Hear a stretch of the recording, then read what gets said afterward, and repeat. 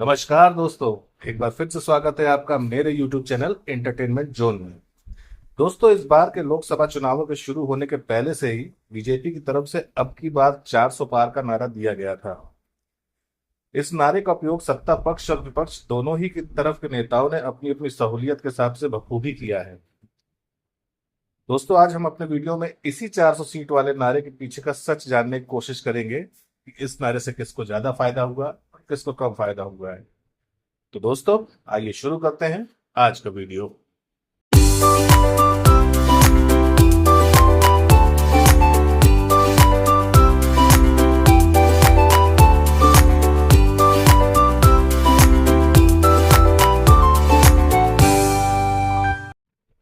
दोस्तों, बीजेपी ने 2024 के लोकसभा चुनावों के लिए 400 सीट का टारगेट रखा हुआ है। प्रधानमंत्री नरेंद्र मोदी और गृह मंत्री अमित शाह दोनों यह लगातार दावा कर रहे हैं कि बीजेपी 400 सीट पर विजय हासिल कर रही है। इस बीच सत्ता पक्ष और विपक्ष दोनों ही ओर से जनता को बताया जा रहा है कि अगर एनडीए को 400 सीटें मिल गई तो सरकार क्या क्या कर सकती है।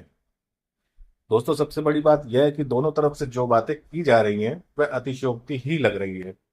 हालांकि चुनावी मंचों पर जनता को मोटिवेट करने के लिए इस तरह के डेफिनेशन पार्टियां देती ही रहती हैं, पर इस बार कुछ ज्यादा ही हो गया है। इस नारे का फायदा इन चुनावों में अपने अपने हिसाब से पक्ष और विपक्ष दोनों ने उठाया है। 4 जून को चुनाव रिजल्ट से ही पता चलेगा कि इस नारे से बीजेपी को कितना फायदा हुआ या विपक्ष ने संविधान बचाने का डर दिखाकर बीजेपी की रणनीति पर पानी फेर दिया है।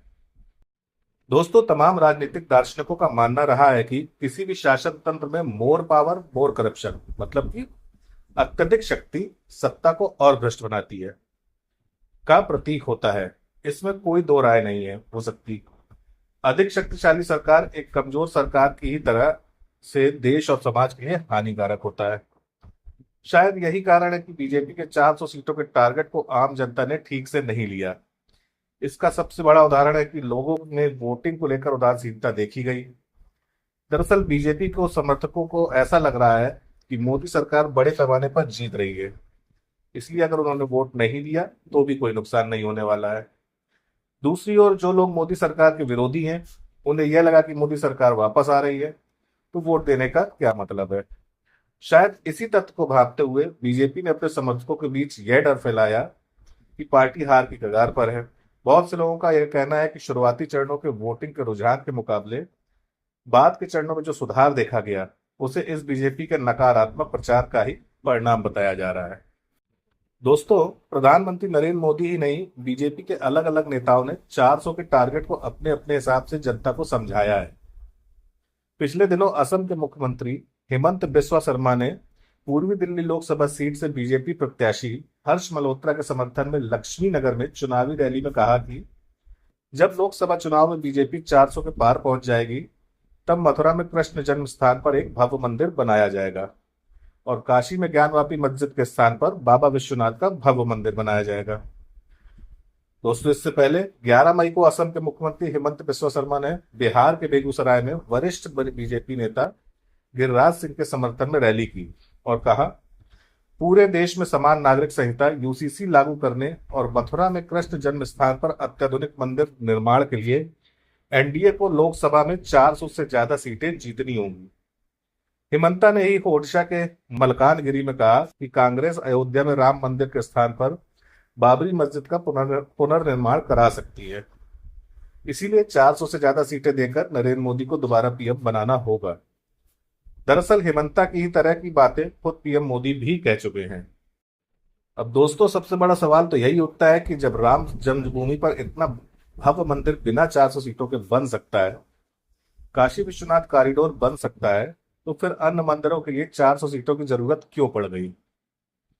7 मई को प्रधानमंत्री नरेंद्र मोदी ने कांग्रेस को जम्मू और कश्मीर में अनुच्छेद 370 को बहाल करने से रोकने के लिए लोकसभा में 400 से ज्यादा सीटें जिताने की अपील की थी।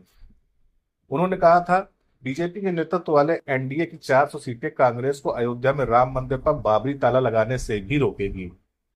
मौजूदा बीजेपी सांसद और अयोध्या से उम्मीदवार लल्लू सिंह ने मिल्कीपुर विधानसभा क्षेत्र में एक सभा के दौरान कथित तौर पर कहा था, सरकार को नया संविधान बनाने के लिए संसद में 2/3 बहुमत की आवश्यकता होगी।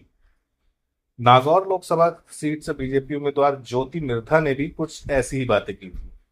लोकसभा चुनाव से ठीक पहले मार्च में कर्नाटक से बीजेपी के मौजूदा सांसद अनंत कुमार हेगड़े ने कहा था कि मतदाताओं को संवैधानिक संशोधनों के लिए लोकसभा में बीजेपी को 2/3 बहुमत देना चाहिए। हालांकि तब उनके इस बयान से बीजेपी ने खुद को अलग कर लिया था। पीएम मोदी ने एक सभा में यह कहकर कि संविधान को कोई नहीं बदल सकता, बाबा साहब अंबेडकर भी नहीं। उनका यह बयान विपक्ष और विपक्ष के उन नेताओं के मुंह पर लगाम लगाने के लिए था जो बीजेपी पर 400 सीट जीतकर संविधान बदलने की आशंका जता रहे थे। तो दोस्तों आइए देखते हैं कि विपक्ष ने इस 400 के नारे को किस तरह अपने फायदे के लिए भुनाया है। चलिए देखते हैं। विपक्ष ने बीजेपी के इस आक्रामक अभियान को जिस तरह से हैंडल किया उसकी तारीफ करनी होगी। बीजेपी की रणनीति को इस तरह प्रचारित किया विपक्ष ने कि पार्टी को डिफेंसिव होना पड़ गया। विपक्ष ने 400 सीटों के लक्ष्य को संविधान बचाओ और आरक्षण बचाओ से जोड़ दिया। इंडिया गठबंधन के दलों ने न केवल अल्पसंख्यकों के बीच डर को खूब बनाया, बल्कि पिछड़ी और दलित जातियों में 400 सीटों के लक्ष्य एक भय के रूप में पेश किया। उत्तर प्रदेश में कई जगहों पर इसका असर देखा गया, जहां दलित जातियों ने समाजवादी पार्टी को वोट किया है। तमाम ऐसे वीडियो सामने आए हैं जिसमें दलितों के बीच इस बात का डर दिखा है कि एनडीए सरकार के पास अगर 400 सीटें आती हैं तो आरक्षण खत्म हो सकता है, जबकि संविधान से आरक्षण को खत्म करना इतना आसान नहीं है। दोस्तों, कोई भी सरकार चाहे कितनी भी बड़ी बहुमत से जीत हासिल कर ले, जनता की भावनाओं के खिलाफ कोई कानून नहीं ला सकती है। राजीव गांधी के पास जितना बहुमत था उतना कभी भी किसी सरकार को नहीं मिला है। सबसे पहले 400 सीट जीतने का रिकॉर्ड भी उन्हीं के नाम पर है। इंदिरा गांधी की हत्या के बाद उपजी सहानुभूति ही थी कि कांग्रेस को 1984 के चुनाव में 400 से अधिक सीटें मिली थी। इसके बावजूद प्रेस की आजादी छीनने वाले विधेयक को राजीव गांधी को विरोध के चलते वापस लेना पड़ा था।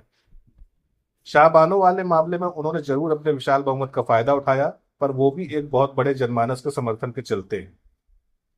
राजनीतिक विश्लेषकों का मानना है कि मोदी सरकार को अगर 400 से अधिक सीटें मिलती हैं तो कुछ कानूनों पर जरूर काम होगा, जैसे यूसीसी को ला सकते हैं। इसके साथ वक्फ बोर्ड के उस विवादित कानून को माइल्ड कर सकते हैं जिसके चलते उन्हें किसी भी जमीन पर को विवादित होने पर कानून का संरक्षण मिल जाता है। हालांकि कुछ पत्रकार कहते हैं कि 400 सीटों का नारा केवल एक रणनीति ही है। यह इसलिए है कि बीजेपी अधिकतम सीट हासिल कर सके। तो दोस्तों, मेरी राय में राजनीतिक पार्टियां चुनावों में जो भी नारे देती हैं वो असल में उनके मन में कहीं दूर दूर तक होता नहीं है। बीजेपी ने 400 पार वाला नारा शायद इसीलिए दिया होगा क्योंकि वो पिछले दोनों लोकसभा चुनावों की तरह अपने नारे से जनता को कनेक्ट करना चाह रहे थे। जैसे कि 2014 के लोकसभा चुनाव में अब की बार मोदी सरकार हो, या 2019 के चुनाव वाला नारा एक बार फिर मोदी सरकार। दोनों ही बार जनता ने नारों से कनेक्ट किया और बीजेपी सरकार बनी। अब की बार 400 पार भी इसी तरह का एक नारा है। बीजेपी शायद खुद भी जानती है कि 400 पार जाना उनके लिए आसान नहीं होगा। दोस्तों, विपक्ष भी कई तरह के चुनावी प्रलोभन दे रहा है और खुद विपक्ष और जनता भी अच्छे से जानती है इस तरह के जो भी प्रलोभन होते हैं केवल चुनावों तक या फिर मान लीजिए वोटिंग तक ही वैध होते हैं। उसके बाद आप कौन, मैं कौन, तू कौन, मैं यहाँ तू कहाँ, यही होता है। तो दोस्तों, विपक्ष को अच्छी तरह समझना चाहिए, विपक्ष और पक्ष दोनों तरफ लोगों को ये अच्छी तरह समझना चाहिए। जो ये पब्लिक है ये सब जानती है, आपके बोलने से कुछ नहीं होगा। आफ्टर ऑल जनता ही किंग मेकर है। दोस्तों, ये था मेरा आज का वीडियो। कैसा लगा आपको मुझे कमेंट करके जरूर बताइएगा, और दोस्तों एक लाइक जरूर दे दिया करिए जिससे कि हम लोग मोटिवेट हो सके। वीडियो बनाने में बहुत मेहनत लगती है, मैटर ढूंढना पड़ता है, स्क्रिप्ट बनानी पड़ती है, बहुत मेहनत लगती है, तो प्लीज एक लाइक के हकदार तो हम लोग है ही। तो चलिए दोस्तों, चलता हूँ। कल फिर मिलूंगा किसी नई जानकारी के साथ, अपने एक नए वीडियो के साथ, केवल और केवल सिर्फ और सिर्फ एंटरटेनमेंट जोन चैनल पर। तब तक आप लोग अपना बहुत ख्याल रखिएगा। धन्यवाद, नमस्कार, गुड बाय।